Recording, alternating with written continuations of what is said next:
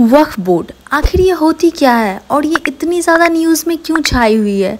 Supreme court के क्या judgement थे और न्यू अमेंडमेंट्स क्या हुई, आइए जानते हैं। तब तक के लिए वीडियो को सब्सक्राइब कर दें। पहले समझते हैं वक्फ क्या होती है। जब कोई अपनी प्रॉपर्टी जैसे ज़मीन, बिल्डिंग या पैसा अल्लाह के नाम पे डेडिकेट करता है फॉर रिलीजियस और चैरिटेबल काम, उसे वक्फ कहते हैं।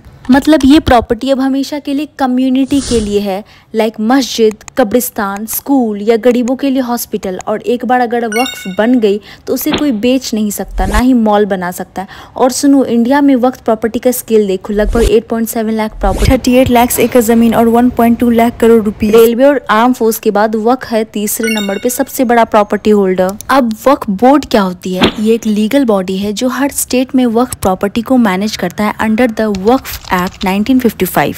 अब आते हैं मेन टॉपिक पे, वक्फ अमेंडमेंट एक्ट 2025। 2024 में ये बिल आया, 2025 में लोकसभा राज्यसभा ने पास करा एंड 5 अप्रैल 2025 को प्रेसिडेंट ने साइन कर दिया। इसके साथ ही 1955 का एक्ट नाम बदल करके United Waqf management empowerment efficiency and development act आया। यानी उम्मीद है, क्यों नाम सुन के ही थक गए। तो आखिर अब इस एक्ट में नया क्या आया है, आओ समझाती हूँ सिंपल लैंग्वेज। पहली चेंज, नॉन मुस्लिम इन वक्फ बोर्ड। पहली बार वक्फ बोर्ड और सेंट्रल वक्फ काउंसिल में नॉन मुस्लिमों को भी जगह दी जाएगी। 2 मुस्लिम वुमेन और अलग अलग मुस्लिम ग्रुप्स के रिप्रेजेंटेटिव्स भी होने चाहिए। दूसरा है वक्फ बाय यूजर। जो वक्फ पहले से रजिस्टर्ड है वो सेफ है अनलेस कोई डिस्प्यूट या गवर्नमेंट लैंड हो, पर फ्यूचर में वक्फ बाय यूजर नहीं चलेगी। थर्ड, वक्फ ट्रिब्यूनल चेंजेस। पहले ट्रिब्यूनल में 3 लोग थे, लेकिन अब एक डिस्ट्रिक्ट कोर्ट जज और एक स्टेट ऑफिसर, और ट्रिब्यूनल का डिसीजन फाइनल नहीं होगा, हाई कोर्ट में अपील कर सकते हैं। Fourth, role of district collector. अब डिस्ट्रिक्ट कलेक्टर डिसाइड करेगी वक्फ प्रॉपर्टी है या नहीं है। Fifth, registration. हर वक्फ प्रॉपर्टी का कंपलसरी है रजिस्टर्ड होना। Next, non Muslim donation. पहले नॉन मुस्लिम डोनेट कर सकते थे, बट अब ये रूल हटा दिया। इस पे सुप्रीम कोर्ट क्या कहती है? 16 अप्रैल 2025 को चीफ जस्टिस संजीव खन्ना ने बेंच की हियरिंग शुरू की।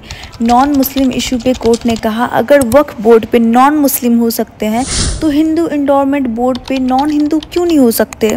वक्फ बाय यूजर पे कोर्ट ने कहा, कई पुरानी मस्जिदें 12th, 15th, 14th सेंचुरीज की है, उनके पास पेपर्स नहीं होते। वक्फ बाय यूजर खत्म करना रिस्की है, क्योंकि जेन्युइन वक्फ प्रॉपर्टी का फिर क्या होगा? इस पे ऑपोजिशन के लॉयर कहते हैं कि ये एक्ट आर्टिकल 14, 26 और 300A के खिलाफ है, क्योंकि ये मुस्लिम कम्युनिटी के रिलीजियस और राइट्स के प्रॉपर्टी छीन रहा है। कोर्ट ने कहा वक्फ प्रॉपर्टी का स्टेटस चेंज नहीं होगा और सेंट्रल को 1 हफ्ते का टाइम दिया है रिप्लाई करने को। तो बस यही थी वक्फ बोर्ड की स्टोरी। आपको क्या लगता है, ये अमेंडमेंट सही थी या गलत? ऐसे ही मोर इन्फॉर्मेशन के लिए मेरे चैनल ओपन माइंड को सब्सक्राइब करें।